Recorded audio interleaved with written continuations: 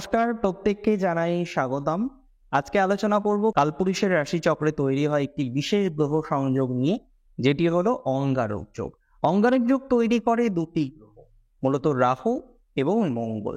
আপনারা জানেন মঙ্গল গ্রহ হলেও রাহু কিন্তু প্রকৃত গ্রহ নয়, যে কারণে রাহুকে বলা হয় ছায়া গ্রহ বা শ্যাডো প্ল্যানেট বা ড্রাগনস হেড কিংবা নর্থ নোড। বিভিন্ন রকম ভাবে আমরা রাহুকে আখ্যায়িত করি।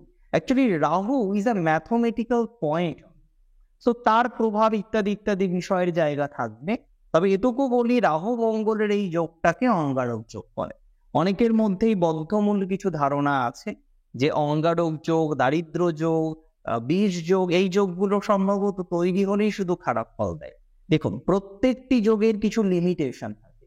ভালোর দিকেও সে ফলাফল দিতে পারে, খারাপের দিকেও সে ফলাফল দিতে পারে। তবে যেহেতু আপনাদের রাষ্ট্রাধিপতি এবং ষষ্ঠপতি পঞ্চমে অবস্থিত হয়ে এখনো যোগ তৈরি করবে, এবং অ্যাডিশনালি আপনাদের দ্বিতীয় পতি এবং পঞ্চম পতি সপ্তমে বসে এখনো কম্বিনেশনের সাথে অ্যাটাচ থাকবে। কিভাবে থাকলো বৃহস্পতি দ্বিতীয় পঞ্চম পতি হয়ে? কারণ আপনারা জানেন রাহু ও কেতুর নিজস্ব কোনো হাউস নেই। তারা যে ঘরে অবস্থান করে সেই ঘরের অধিপতি অনুসারে ফল দেয়, বা তারা যে প্ল্যানেটের সাথে সহ অবস্থান করে সেই প্ল্যানেট অনুসারে ফল দেয়। তাহলে সিগনিফিকেন্টলি আমরা দেখলাম মীন রাশিতে অবস্থিত রাহু বৃহস্পতির মতো ফলাফল দেবে, বৃহস্পতির মতো নেচার নিয়ে। এখন প্রশ্ন হলো, কি কি ভালো ফলাফল পাবো, কোন কোন ক্ষেত্রে খারাপ ফলাফল পাবো? বেসিক্যালি আমরা ভালো ফলাফল হিসেবে বেশ কিছু ডেভেলপমেন্ট দেখতে পারবো। যার প্রথম ডেভেলপমেন্ট আছে সম্পর্কে। সম্পর্কের জায়গাটা এমনিতেই বৃশ্চিক রাশির জাতক জাতিকাদের নতুন বছর পড়ার পর থেকেই নানা রকম ভাবে ডিস্টার্ব হচ্ছে। অনেকভাবে চেষ্টা করেছেন সম্পর্কের জায়গাটাকে ঠিক করার, কিন্তু কোনো একটা কারণবশত চেষ্টা করেও সম্পর্কের জায়গাটাকে ঠিক জায়গায় নিয়ে আসতে পারেননি। আমি মনে করি এই ধরনের বিষয়বস্তুর ক্ষেত্রে পজিটিভিটি অনেকটা বৃদ্ধিপ্রাপ্ত হতে চলেছে বা হবে, যদি আপনার রাশিটি হয়ে থাকে বৃশ্চিক রাশি। বৃশ্চিক রাশির জাতক জাতিকাদের সম্পর্কের ডেভেলপমেন্ট লক্ষ্য করতে পারছি। যে কোনো পারিবারিক সম্পর্ক, বন্ধুত্বপূর্ণ সম্পর্ক, যে কোনো রিলেশনশিপ, রিলেটিভদের সাথে সম্পর্ক, সেই জায়গাগুলিতেও আমরা কিন্তু পজিটিভিটি বা ধনাত্মকতা লক্ষ্য করতে পারবো। এ বিষয় নিয়ে কোনো সন্দেহ প্রকাশ আমি করছি না। তবে যে বিষয় নিয়ে আমার সন্দেহ থাকছে বা যে বিষয় নিয়ে আমার সন্দেহ রয়েছে, সেটি হলো বৃশ্চিক রাশির জাতক জাতিকারা যারা রয়েছে, যারা আর্থিকভাবে চরম বিপর্যয়ের মধ্যে বর্তমানে রয়েছেন, লোন রয়েছে, বুঝতে পারছেন না কি করবেন, কিভাবে ইএমআই কমপ্লিট করবেন, কিভাবে আপনি লোনটাকে চালিয়ে নিয়ে যাবেন, কিভাবে আপনি রিকভার করবেন নিজেকে, ইউ ডোন্ট নো। যেখানে আপনার প্রপার্টি যুক্ত, যেখানে আপনার সম্পত্তি যুক্ত, এখনো কন্ডিশনের পরেও এত রকমের প্রবলেম মেন্টালি আর নেওয়া যাচ্ছে না বৃশ্চিকের। তবে আমি মনে করি বৃশ্চিক রাশির যে সমস্ত জাতক জাতিকারা রয়েছেন, তাদের এই গ্রহ সঞ্চার অঙ্গারক যোগ 6টি দিন কিন্তু ভালো ফল দেবে না। 40 দিনের এই গ্রহ সংযোগের মধ্যে 6 দিন বেশ সমস্যা প্রবণ হতে পারে। কোন কোন ক্ষেত্রে হতে পারে আমি বলবো, কিন্তু এই 6 দিন কি 15ই মে থেকে 21শে মে পর্যন্ত 6টা বা 7টা দিন আপনাকে থাকতে হবে সচেতনভাবে বা সাবধানতা অবলম্বন করে। বাকি সময়গুলো 30 দিনের উপরের সময়, এই ট্রানজিটে মোট 40 দিন ইনভলভ। সেক্ষেত্রে আমরা কিন্তু ভালো ফলাফলই পাবো, কোনো রকম ডাউট অন্তত এই বিষয়ে প্রকাশ করছি না। আমি মনে করি অর্থনৈতিক কিছু রিকভারির জায়গা আসবে, ফাইন্যান্সিয়াল কিছুটা পজিটিভনেস আপনি কিন্তু পেতে চলেছেন বা পাবেন। একই সাথে লক্ষ্য করা যাবে যারা ফাইন্যান্সিয়ালি লোনের মধ্যে আছেন, বিভিন্ন রকম লোন রিলেটেড ম্যাটারে এঙ্গেজ রয়েছেন বা অ্যাটাচ রয়েছেন, তাদের ক্ষেত্রে পজিটিভিটির মাত্রাটা কিন্তু তর করে বৃদ্ধিপ্রাপ্ত হবে, এবং কোনো একটা ইনকাম সোর্স আসা, ইনকামের দ্বিতীয় সূত্র তৈরি হওয়া, যে ইনকাম আপনার বন্ধ হয়ে গিয়েছিল সেই ধরনের কোনো বিষয়ের অ্যাটাচমেন্ট তৈরি হওয়া, চাকরি চলে গিয়েছিল পুনরায় চাকরি পাওয়া, কিংবা আইনি জটিলতার মধ্যে ছিলেন সেই জটিলতা মিটিয়ে আবার আস্তে আস্তে এগিয়ে চলা, আমার মনে হয় এটা বৃশ্চিকের ক্ষেত্রে সম্ভব। কবে থেকে সম্ভব? 23 তারিখ থেকে। আমি ট্রানজিট গুলো একটু ভেঙে ভেঙে বলি। চতুর্থ দৃষ্টি থাকছে আপনার রাশি সাপেক্ষে রাশির অষ্টম ঘর। অষ্টম মানে কিন্তু নেগেটিভ শুধুমাত্র তা নয়, অষ্টম মানে পরিবর্তন।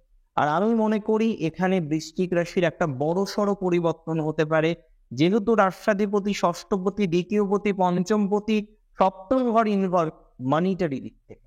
সেকেন্ডলি হেলথের দিক থেকেও পরিবর্তন হতে পারে। অনেকের এই সময় সার্জারি হবে, যারা প্রিপারেশন নিয়েছেন, সার্জারির কথা দীর্ঘদিন ধরে ভাবছেন, তাদের ক্ষেত্রে এই সময় কিন্তু সার্জারি বা এই ধরনের বিষয়বস্তুর ক্ষেত্রে ধনাত্মকতা নিয়ে আসবে। অর্থাৎ একটা সিম্পল কথাই যদি বলতে হয়, অনেকের সার্জারির প্রয়োজন ছিল, যারা সার্জারির কথা এর আগে ভেবেছেন, তাদের ক্ষেত্রে কিন্তু সার্জারি বা সমগোত্রীয় কোনো বিষয়, মেডিকেল ট্রিটমেন্ট এগুলো আসতে পারে। অনেক মা আছেন সন্তান নিয়ে অনেক প্রবলেম, কনসিভ হচ্ছে না, IVF করেছেন, IUI করেছেন, বিভিন্ন রকমের medical treatment, medical check up, medical preparation ইত্যাদি ইত্যাদি ইউজ করেছেন, বাট তারপরে গিয়েও কোথাও যেন সাকসেস হয়নি। এটা নয় যে মেডিকেল সায়েন্স দিয়ে আপনার সাকসেস হবে না, অবশ্যই হবে, বাট তার একটা প্রপার টাইমিং থাকে। আর আমার মনে হয় এই টাইমিংটা আপনাদের ক্ষেত্রে হেল্প করবে। তবে IVF বা IUI পদ্ধতি অনুসরণ করতে হলে আমি মনে করি 21শে মের পরে করাই এটা সর্বোত্তম বা শুভ, তার আগে না করাটাই বেটার। এই সংযোগ যেহেতু একাদশে দৃষ্টি থাকবে, বিশেষ করে বৃশ্চিকের, আর একাদশে কেতু থাকাকালীন অবস্থায় 2023-এর শেষ থেকে আমরা দেখেছি বৃশ্চিকের বিভিন্ন মানুষের সাথে সম্পর্ক খারাপ হয়েছে। আগে সম্পর্ক ছিল, কিন্তু কোনো একটা কারণবশত সেই সম্পর্ক আজকে আর এক্সিস্ট করে না। সেই সম্পর্কজনিত নানা রকমের প্রবলেম ইউ আর ফেসিং, আর আপনি শুধু একটা কথাই ভাবছেন যে ঠিক আছে, সম্পর্ক খারাপ হয়েছে, সম্পর্কজনিত ইস্যুজ এসছে, বন্ধু নষ্ট হয়েছে, বন্ধু ভাগ্য খারাপ হয়েছে, হোয়াট নেক্সট? এর পরে কি হবে? আরো কি সম্পর্ক খারাপ হবে? পলিটিক্যাল যে সোর্স গুলো আছে সেগুলো কি একেবারেই থাকবে না? যেভাবে অর্থনৈতিক ডিস্টারবেন্স চলছে, সামাজিক সম্মানও থাকবে তো? একাদশে মঙ্গলের দৃষ্টি, একাদশে বৃহস্পতির দৃষ্টি কেতু থাকলেও শুভ ফলাফল কিন্তু বৃদ্ধি প্রাপ্ত করতে অনেকটা সহায়তা করবে বৃশ্চিক রাশির জাতক জাতিকা। নির্দিষ্ট এই সময় আমরা লক্ষ্য করতে পারবো আপনাদের ডেভেলপমেন্ট হবে, সম্পর্কগুলির স্থায়ীকরণ বৃদ্ধি প্রাপ্ত করতে। অনেকেই সম্পর্কে থাকলেও সম্পর্কটা স্থায়ী নয়, নানা রকমের ডিস্টারবেন্স বারংবার আসছে। আপনি একবার ঠিক করতে চান তো তার প্রবলেম হয়, সে একবার ঠিক করতে চাই তো আপনার প্রবলেম হয়, তো কোথাও যেন গিয়ে রিলেশনশিপটা ঠিক স্থায়ী নয়। এই ধরনের জটিলতা বা সমস্যা যারা ফেস করছেন, আমি মনে করি এই সঞ্চার আপনাদের কিছুটা ভালো ফলাফল দেবে। দেখুন, শুধু ভালো ভালো নয়, এই সঞ্চারের একটি নেগেটিভ দিক বা নেগেটিভ আঙ্গিকও আছে। আমি মনে করি এই সঞ্চারের সর্বাধিক নেগেটিভ আঙ্গিক যেটা আছে, সেটা 16 তারিখ বা 15 তারিখ থেকে মে মাসে 21 তারিখ পর্যন্ত। তার আগে বা পরে রিলেশনশিপের জায়গা ঠিক থাকলেও, তার আগে বা পরে পারিবারিক জীবন বা পারিবারিক সম্পর্কের জায়গা ঠিক থাকলেও, তার আগে বা পরে বন্ধুত্বপূর্ণ সম্পর্কের জায়গা ঠিক থাকলেও, 15ই মে থেকে 21শে মে পর্যন্ত যে 6টা দিনের টাইম, এই সময় কিন্তু আপনার সম্পর্ক নষ্ট হতে পারে। এই সময়ে কিন্তু আপনার ইম্পালসিভ নেচারটা আরেকটু বাড়তে পারে। এমনিতেই বৃশ্চিক স্পষ্টবাদী, তাহলে স্পষ্টবাদিতার পরিমাণটাও বাড়তে পারে। উই হ্যাভ টু সে, আমাদেরকে সচেতন থাকতে হবে, উই হ্যাভ টু অ্যাওয়ার, আমাদের সাবধানতা অবলম্বন করতে হবে, সজাগ থাকতে হবে। এবং আমি মনে করি 15 তারিখ থেকে 21 তারিখের মে মাসের যে সেগমেন্ট, সেটি কিন্তু আপনাদের জন্য একটু চিন্তাকারক হতে পারে। দুটো বিষয় আমি বললাম, আরো কয়েকটি বিষয় নিয়ে আমরা আলোচনা করব। তার আগে বলে রাখি, এই সঞ্চার আপনার দ্বাদশেও দৃষ্টি দেবে।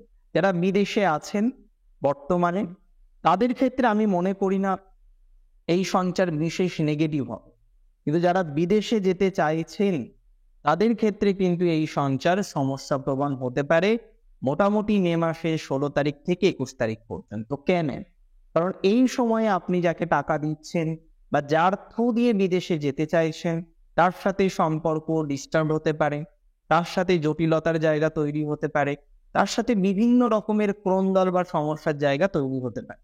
তো এখানে দাঁড়িয়ে আমি মনে করি বৃশ্চিক রাশির জাতক জাতিকাদের বিদেশ যাত্রার জন্য যদি টাকা লেনদেন করতে হয় বা আর্থিক লেনদেন করতে হয় বা যে কোনো ডকুমেন্টেশনের কাজ থাকে, সেটা আপনি 23শে এপ্রিল থেকে 15ই মের আগে পর্যন্ত সময়ে করুন, অথবা 21শে মের পর থেকে তার পরবর্তী সময়ে করলে আমার মনে হচ্ছে ধনাত্মক ফলটা অনেকটাই বেশি পাওয়া যাবে। আরেকটা কথা আপনাদের আমি বলে রাখি, সেটি হলো, যদি বৃশ্চিক রাশি আপনার হয়ে থাকে, নিশ্চিতভাবে বৃশ্চিক রাশির ভিডিও দেখছেন, বৃশ্চিক রাশি আপনার হয়ে থাকবে। বৃশ্চিক রাশির ক্ষেত্রে কিন্তু যাদের পাওনাদারের সাথে অশান্তি আছে এবং পাওনাদার রিলেটেড বিভিন্ন রকম অশান্তিতে ভুগছেন, হয়তো টাকা ধার করেছিলেন কিন্তু এখন এমন একটা কন্ডিশন দিতে পারছেন না, তারপরেও আপনার এত প্রেশার আসছে, আপনি নিজেকে কন্ট্রোল করতে পারছেন না, বুঝতে পারছেন না কিভাবে এগোবেন বা কিভাবে সলিউশন হবে। আমি মনে করি কর্মজীবনে খেয়াল রাখুন এবং আপনার কোনো হেল্পিং হ্যান্ড খোঁজার চেষ্টা করুন। আমি মনে করি সেটা আপনার পার্টনার হতে পারে, আপনার ওয়াইফ বা আপনার হাজবেন্ড, সে কিন্তু আপনাকে এই বিষয়ে যথেষ্ট সহায়তা করতে পারে। এবং সিগনিফিকেন্টলি আপনি লক্ষ্য করবেন, ঠিকঠাকভাবে যদি কন্টিনিউ করতে পারেন, যে 6টা দিন আমি বারণ করছি, সেই 6টা দিন যদি সুস্থভাবে থাকতে পারেন, কোনো অসুবিধা হবে না। এবং আরেকটা কথা আপনাদেরকে আমি শেয়ার করি, অনেকেই আছেন যারা নতুন চাকরির চেষ্টা করছেন। আপনারা জানেন দশম এবং ষষ্ঠের কম্বিনেশন আমরা 23শে এপ্রিলের পর থেকে লক্ষ্য করতে পারবো, 15 এপ্রিলের পর থেকেই লক্ষ্য করতে পারবো। কিন্তু আমরা দেখব যে সময়কালটা নিয়ে আমি কথা বলছি, সেই জায়গায় দাঁড়িয়ে কিন্তু পজিটিভনেস বা এই ধরনের বিষয়বস্তুগুলো অনেকটা বৃদ্ধিপ্রাপ্ত হতে পারে বা অনেকটা বৃদ্ধিপ্রাপ্ত হবে যদি আপনার রাশিটি হয়ে থাকে বৃশ্চিক। বৃশ্চিক রাশির জাতক জাতিকাদের ক্ষেত্রে ল লিটিগেশন নিয়ে দুটো কথা বলি।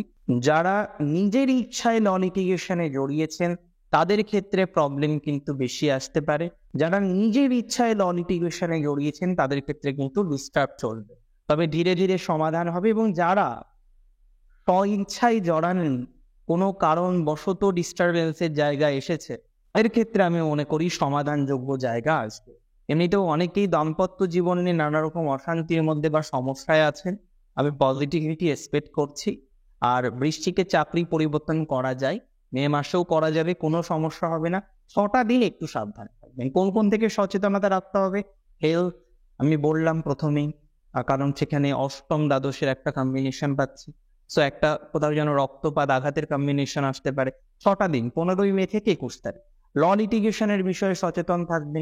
বাড়িতে যদি কোনো গুরুজন থাকে তাকে খুব সচেতনভাবে রাখবে। এই সময় ইম্পালসিভ নেচার একদমই তৈরি করা যাবে না। এই সময় নিজেকে রাখতে হবে একদম ঠান্ডা, মানে মাথাটাকে ঠান্ডা রাখতে হবে। কোনো ধরনের ইম্পালসিভ ডিসিশন আপনার জন্য হানিকারক হতে পারে।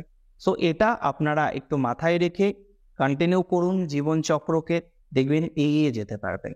আর অনেক বেশি ভালো থাকুন আপনারা প্রত্যেকে। আমি জানেন শ্রী গণেশ আপনাদের প্রচুর ভালো রাখবেন। শেষ করছি আজকে এখানেই।